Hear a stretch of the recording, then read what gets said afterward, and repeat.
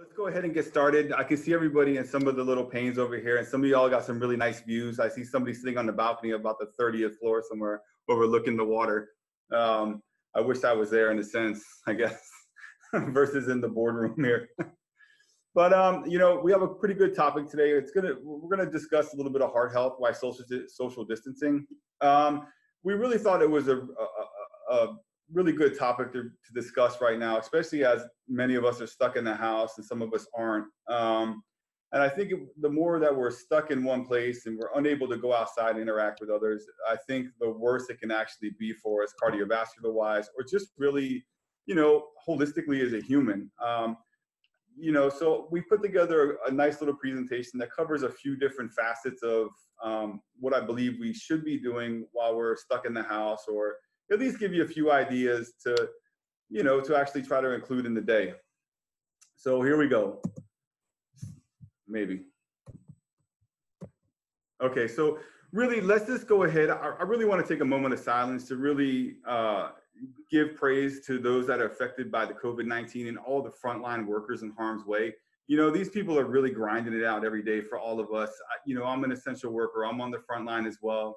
But, you know, there's others that have it a lot worse than me, and others that have been affected by the COVID-19 and those family members who have died. So really, just let's take about 4 or 5 seconds and just really give a little bit of grace and solitude to those individuals.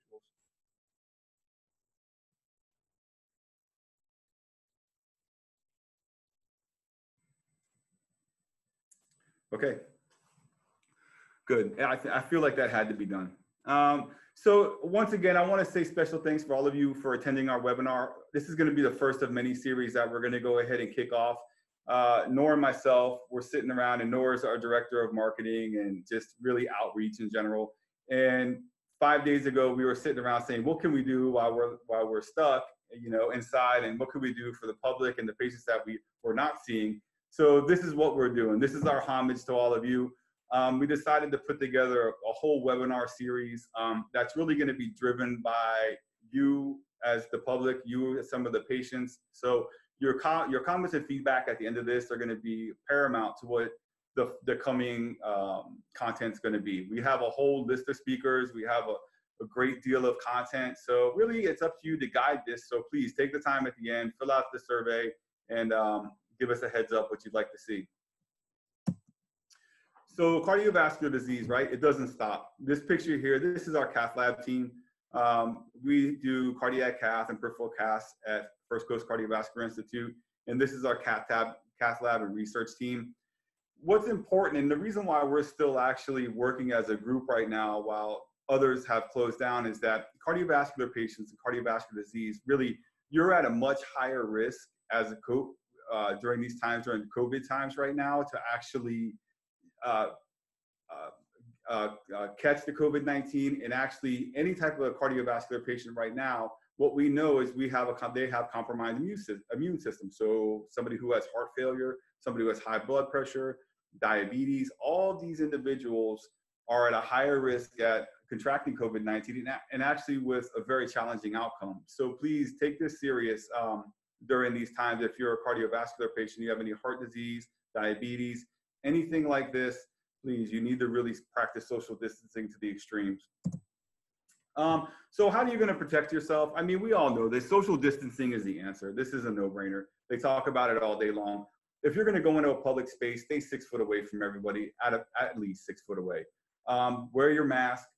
Try not to touch more than you have to. And really, out in public, I see a lot of individuals with masks and gloves on. That's great. But if you're going to wear gloves and touch everything, touch your phone, touch your glasses, touch your face, you're infected. So you really need to keep your hands off of your face. You need to keep your masks on, and you need to wash your hands as much as possible. And what I mean by wash your hands is that if you're at the store and you've touched a few things, wash them at the store. You can do that. There's no problem with that. Wash your hands at home. It's the best method. Soap and water is the best method, and you need to wash your hands for about 20 seconds.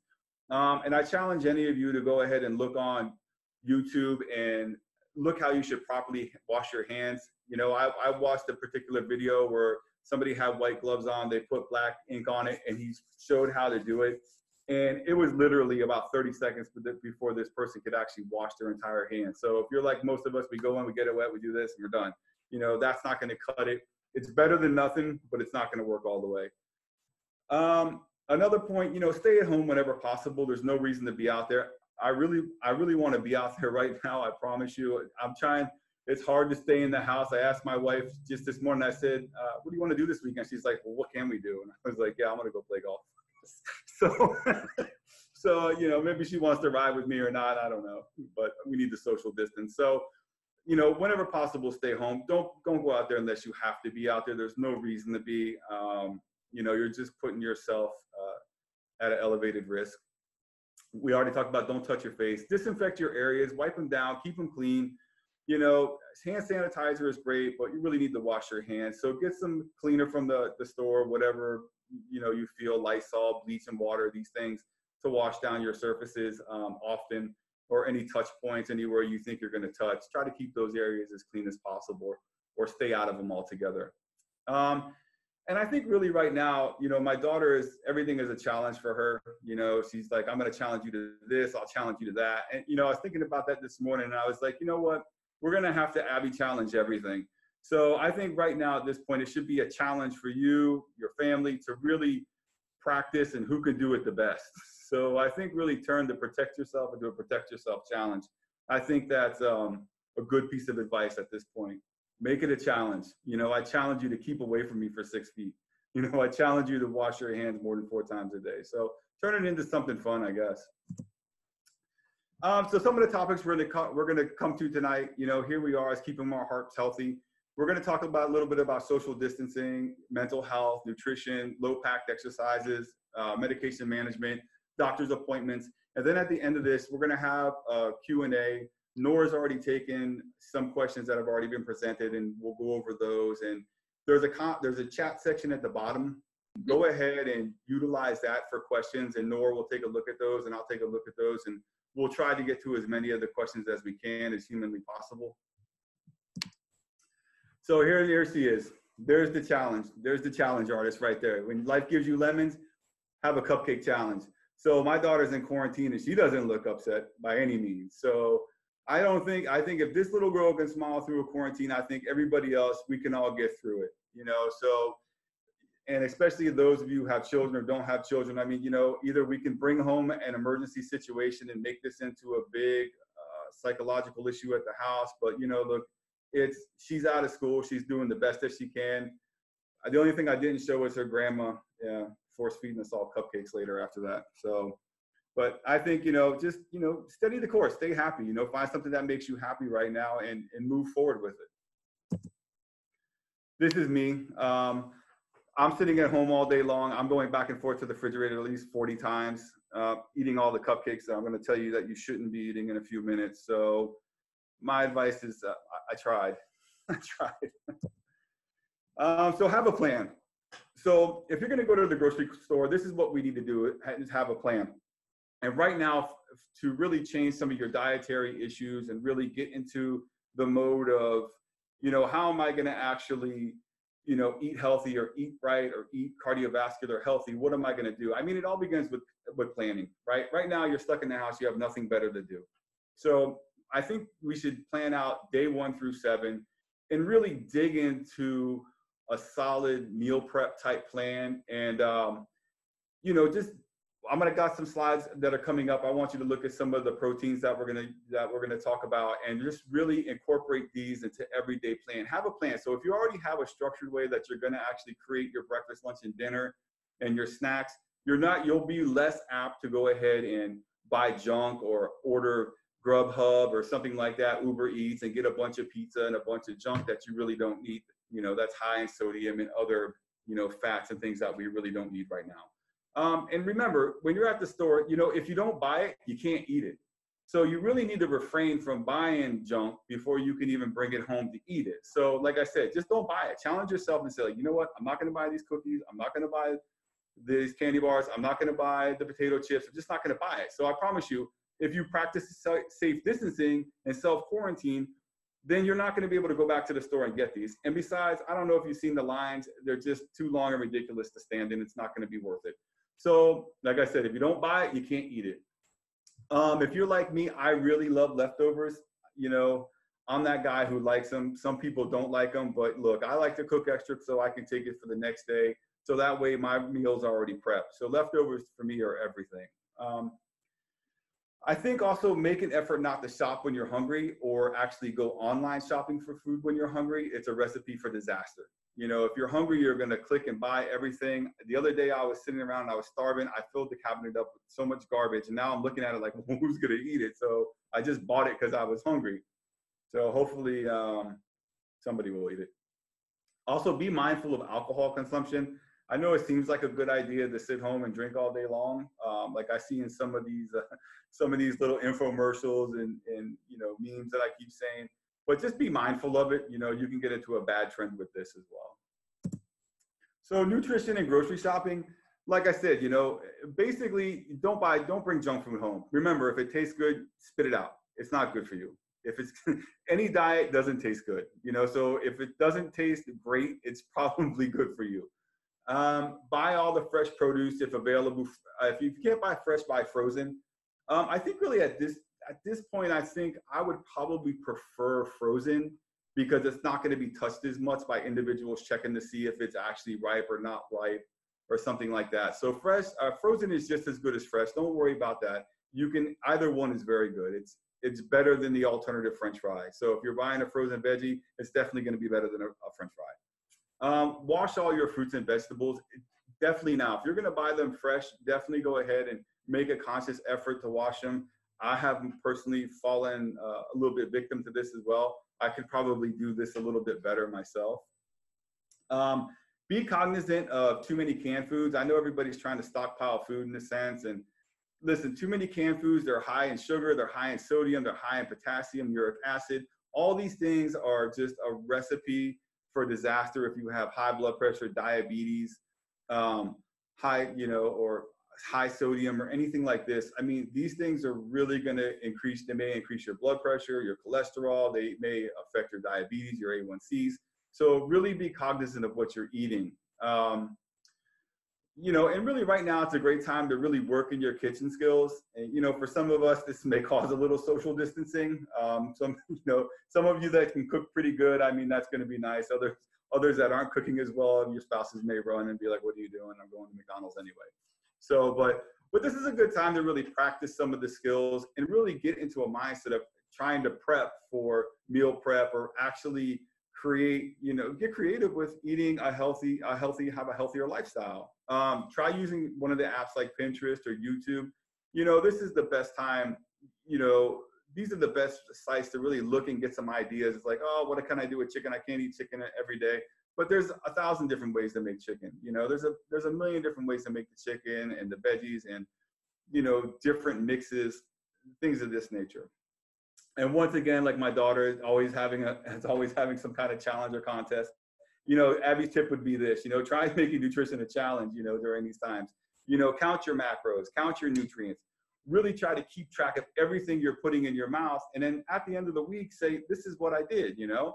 So I think if you really challenge yourself and your spouse and your family members at this time to really track what you're doing and then put this against some standard, you know, however you want to do weight loss or whatever you want to do, you could actually see and be mindful of what you're actually putting in your mouth. I think take pictures and send it to friends if you're cooking too. You know, if you spend some time in the kitchen, you did something that you normally don't do and it looks great, post it.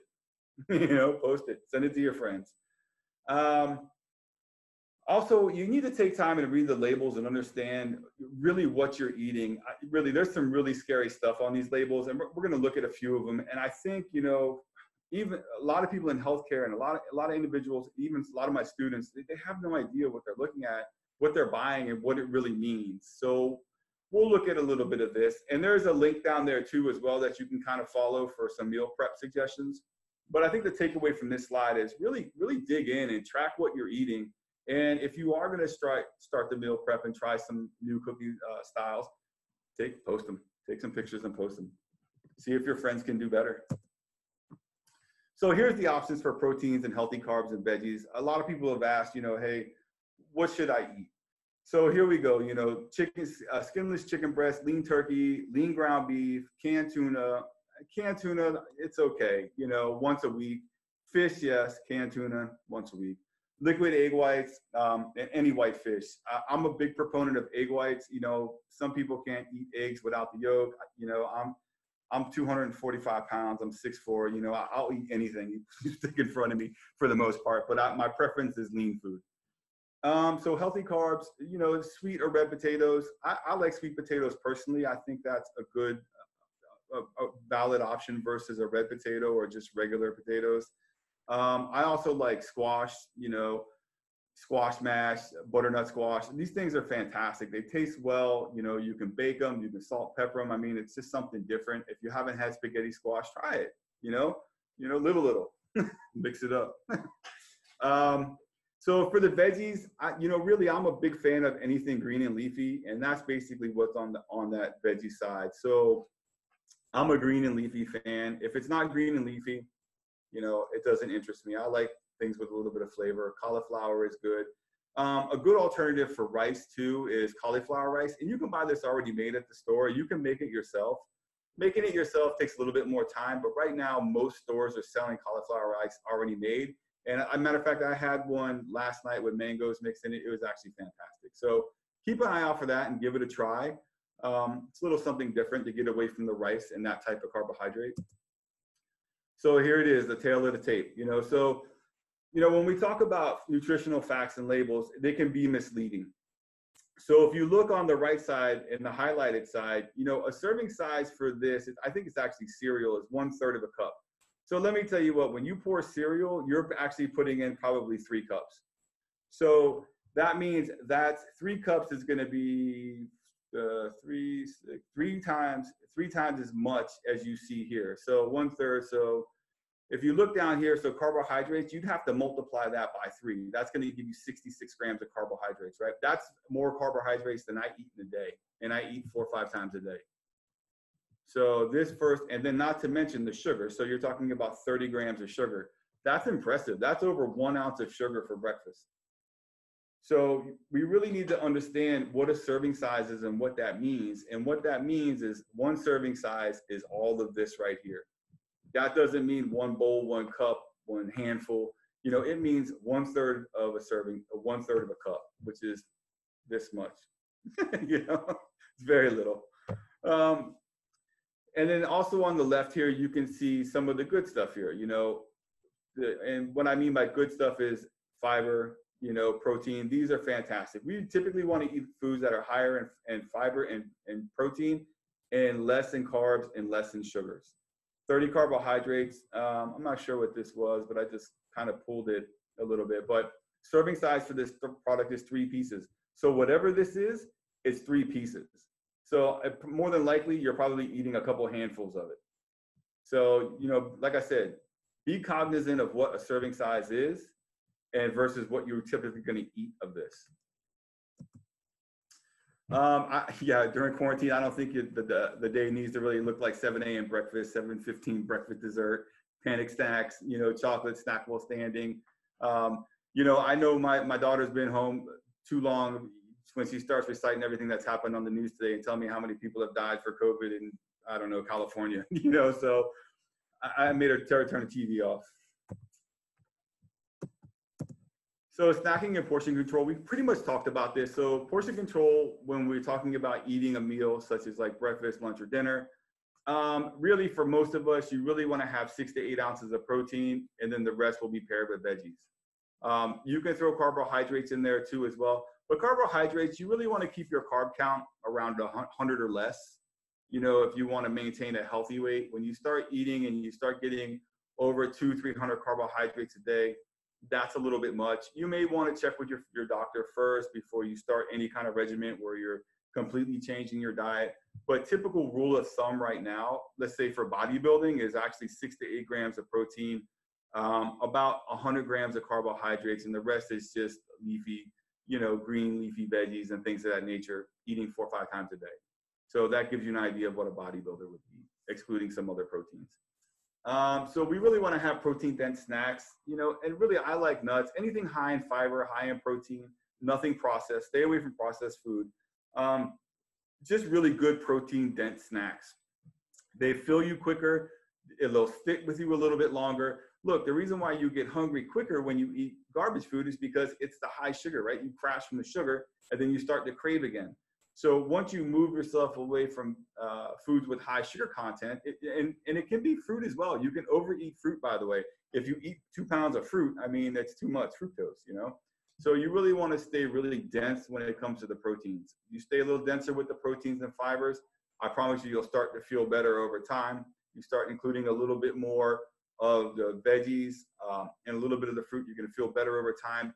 It's just part of it. I mean, there's no real magic to a diet, and there's really no magic to some of these elixirs, I like to call them, like the Mona V and stuff like this.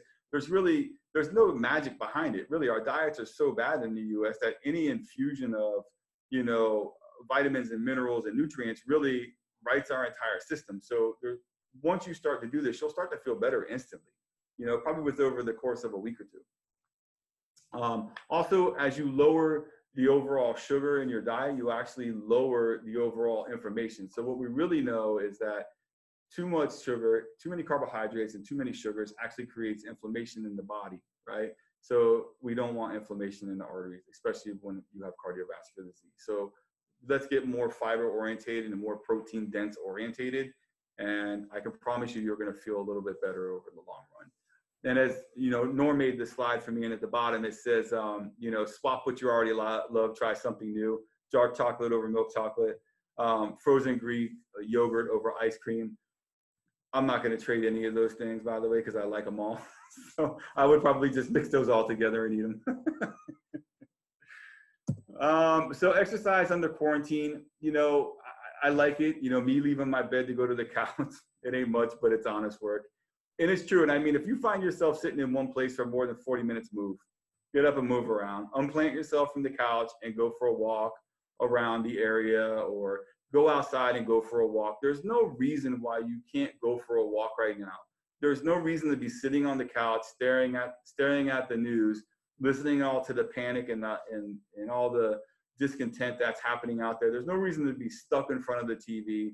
You know, this is a good time to really start something new. Start a walking regimen, you know. I don't know, take up knitting, do something, but just get off the couch and move around, and mentally move around as well. So we put a few links here to some exercises that you can do inside the home. But now in some areas, I don't know where everybody's at, you know, here they're starting to open up the parks again and things of that nature. You know, the sidewalk is always open outside. So shoes just need to tie and you can go for a walk. You don't have to go, you know, too extreme. You can go 15-minute walk. I know it's hot right now. The mornings it's a little cooler, the night's a little cooler, but you know, go for a walk. So basically we put some in-home exercises here, you know, full body, low impact, chair, you know, individuals who really can't get up and move around that much. You can do some things from the chair, some moving. My personal favorite really right now would be stretching and range of motion. I think to me, as we age, and, you know, range of motion is everything, you know, and stretching is everything. If you're not loose and you're not limber, you're not going to feel good. So I think stretch a lot throughout the day, stretch often, kind of make that kind of your mantra, is that, you know, hey, I'm not only going to move around and feel a little better, what I really want to do is work on my range of motion, you know, turning my head left and right. Can you touch your toes, you know? So we are getting some questions about the links. We will email out this presentation to everyone tomorrow. So you'll have all of these links. Okay, thanks, Norm. So, you know, I think the challenge would be here is that if possible, can you touch your toes? You know, and if you can't, try to make it you know, over the next few weeks, see how low, see if you can get as low as you can get, stretch out your back. You know, it's not for everybody, but I mean, it can be for some. So those are just some ideas that I think we should consider as we're working on range of motion. But range of motion for me is everything. And then mental health. So, you know, I thought about this today, and I know this is cardiovascular oriented, but, you know, really mental health runs hand in foot with cardiovascular disease. There's a lot of anxiety, there's a lot of panic, there's a lot of different stressors right now with all that's going on. And this really is a really good website. It's very interactive. and by don't let the mental health scare you. I mean, it really, if you're watching TV and you're feeling anxiety or panic, go ahead and take a look at this site. They really got some good exercises, breathing exercises, phone numbers, contacts. It's just a really valuable resource, I think, right now, especially during these times, how to deal with what's happening right now. One thing I want to speak to is medication management. So, like I said, we still need the social distance. Walgreens, CVS, all of them, most pharmacies right now are actually delivering your medicines for free. So if you don't have to go there, don't. If you need to go through the drive-through, that's perfectly fine. But I don't think if you don't need to go to the pharmacy, don't go. Just remember, who's going to the pharmacy? Sick people. So you need to stay out of the pharmacies. So if you can get your medicines delivered to your home, to your front door, I think that's best. That should be best practice right now. All the pharmacies are open, and most of I checked on about 3 or 4. I think we checked on about 3 or 4 of them, and the ones that we listed here are actually delivering. So I think that's best practice right now. So your doctor's visits. Here's another hot topic. So should you or should you not go to your doctor's visit? Well, that's a good question. I think what we really need to consider is that if you're not comfortable going, right? For one, if you're saying, I really don't think I should go, and it's just going to be an annual, it's no big deal. Go ahead and look for the tele. We're all doing tele visits now. It's common practice right now. And honestly, I don't see why anybody wouldn't want to do an annual visit through the phone or through the app or through the phone. It just makes it easier. You don't have to sit in the waiting room. You don't have to bump into anybody. I mean, it's just, to me, it seems more practical. One of my friends I was talking to him yesterday, and he's like, damn it, I got to go and have a tele thing. I got to get my, I'm like, you're complaining about picking up your phone and looking at your doctor for 5 minutes versus driving across town and sitting in that lobby for God knows how long to get your prescription filled. What are you complaining about? And he's like, you make a good point. So I think, if they have telehealth, utilize it. You don't have to, for as much as you can use telehealth, go ahead and do it. A lot of the offices are still performing some tests of this and that. We're open because of the acuity of patients that we see. We need to be open for them. We are rescheduling some annual things that don't really need to be done right now. We can wait till May or June. But like I said, some follow-ups, people who have interventions, stenting, things of this nature, we really need to stay in close contact with these patients at these times.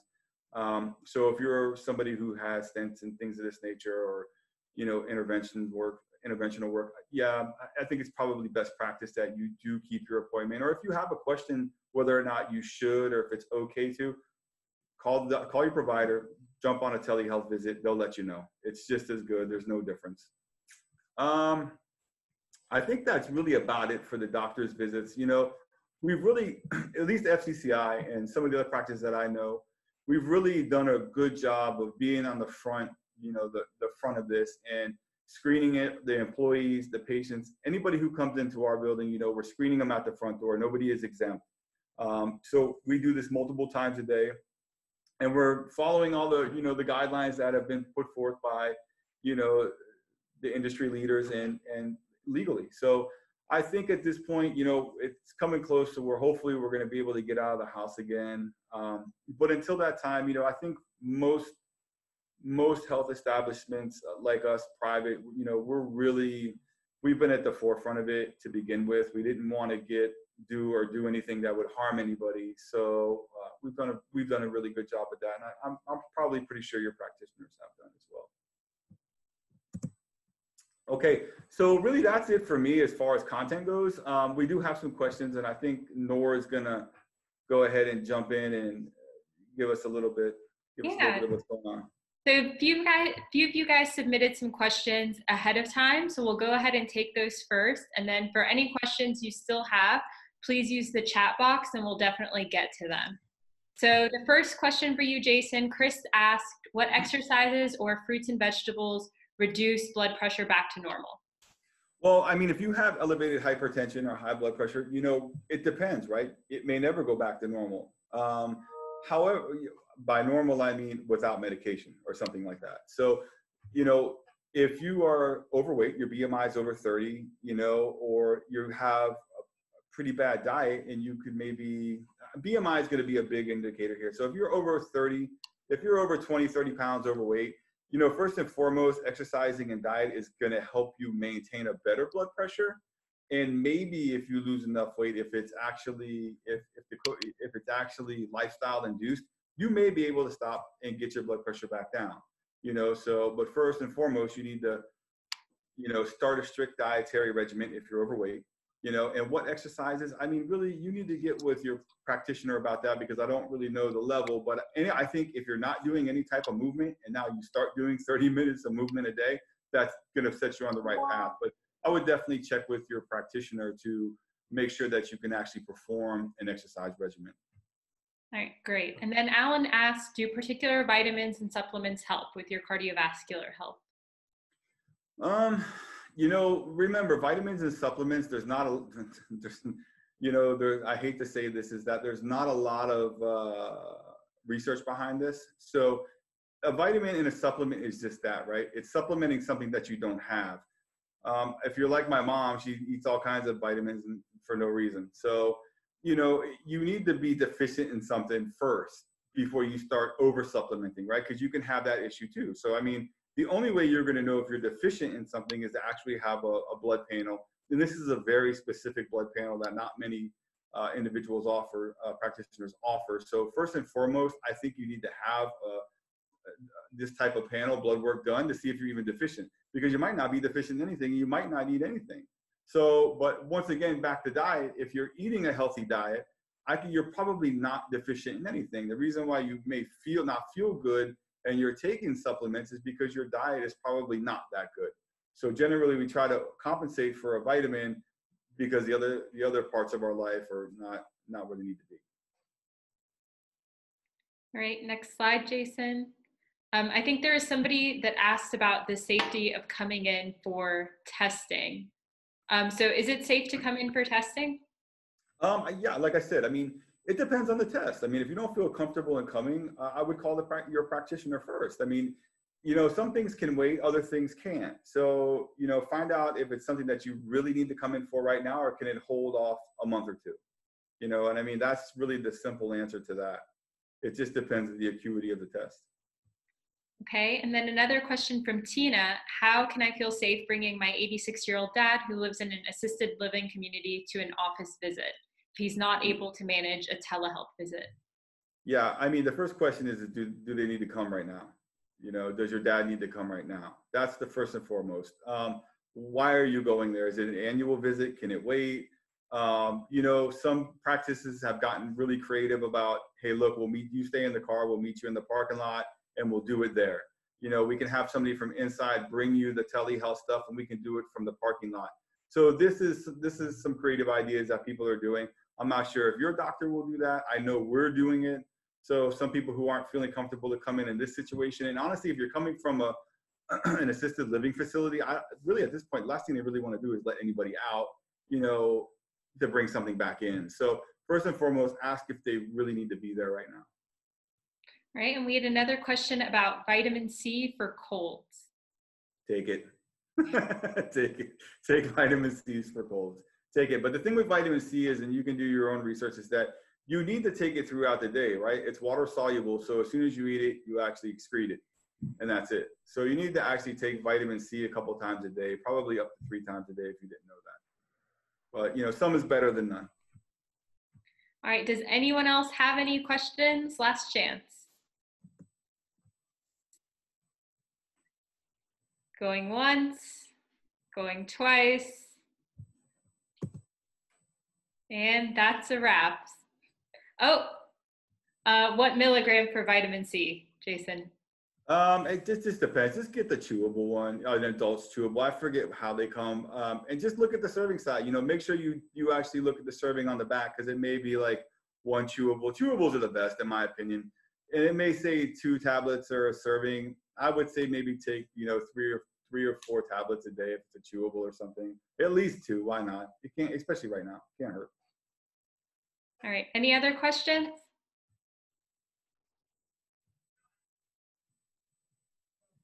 All right. Well, thank you guys so much for joining us. Stay safe out there. All right, so thank you. I appreciate everything. And if you have any other questions, you can always go on our website, firstcoastcardio.com. Yes. There's a wealth of information there for you as well. You can learn a little bit more about us if you're local or if you're from out of town. We have a lot of educational information on our website. We do lots of different webinars, and we're really interactive in the society. So, or if you're looking for a second opinion on your cardiovascular disease or just, looking for something different, check out the website. I think you'll find it informative. Thanks, guys. Right, Stay safe. thank you. See you soon.